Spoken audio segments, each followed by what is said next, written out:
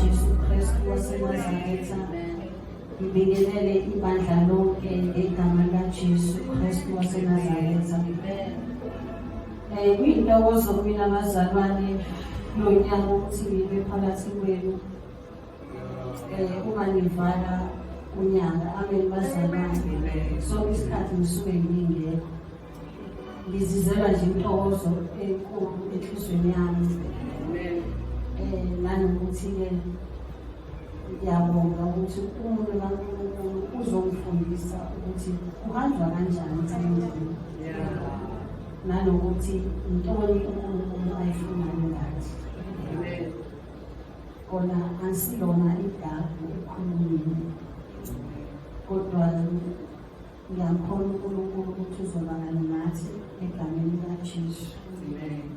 Socela ukuthi sivule uJeremiya 9, siqale lapha kuverse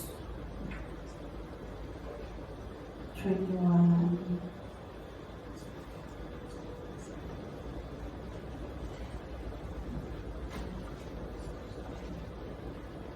Jeremiah chapter 9 verse 21. Ngokuba ukufa kwenyukele emafasiteleni ethu, ungene ezindlini zethu zamakhosi, ukunquma abantwana ezidaladini nezinsizwa ezigcawini. Khuluma.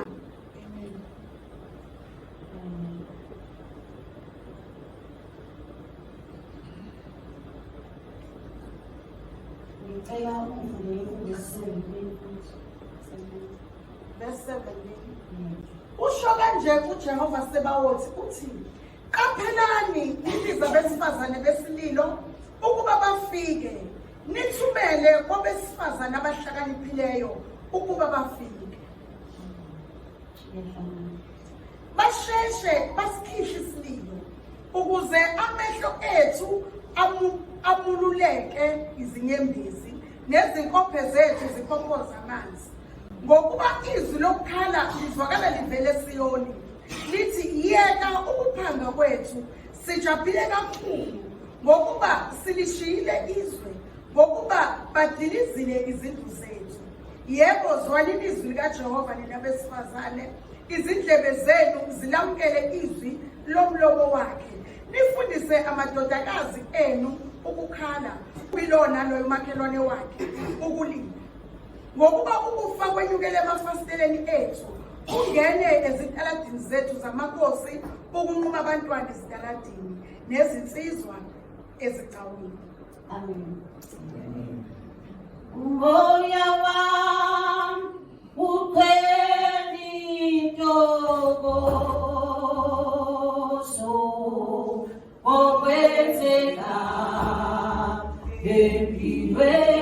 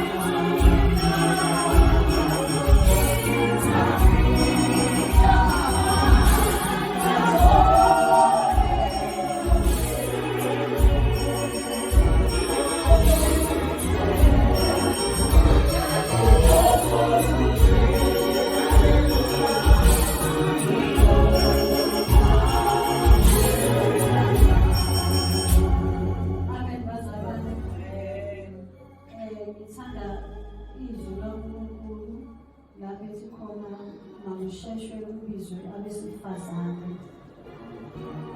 basheshe bafike ukuze bakhihle isililo. Amen bazalwane.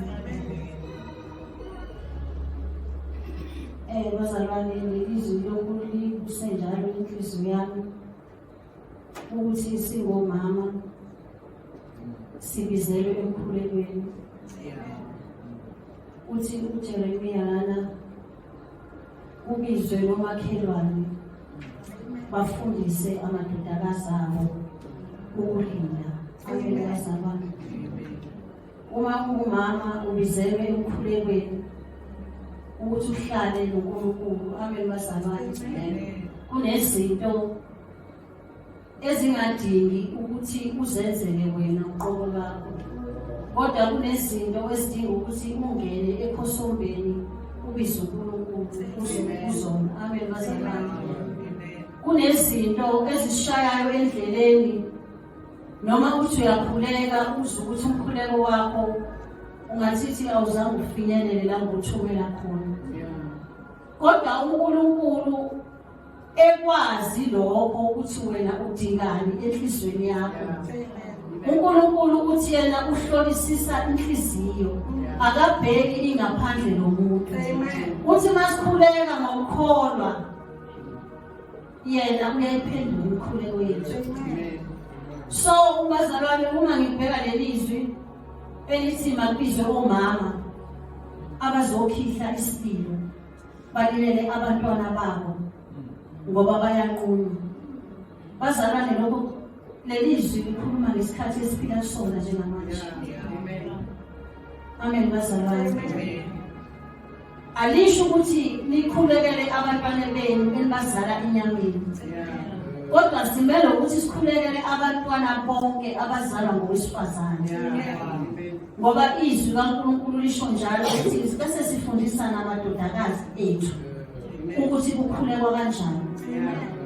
Ngoba kuyaziwa ukuthi uma ngabe uzele indodakazi kusasa izohamba yokwakha umuzi. Lowo muzi loyo awuzokuma ngaphandle komkhuleko.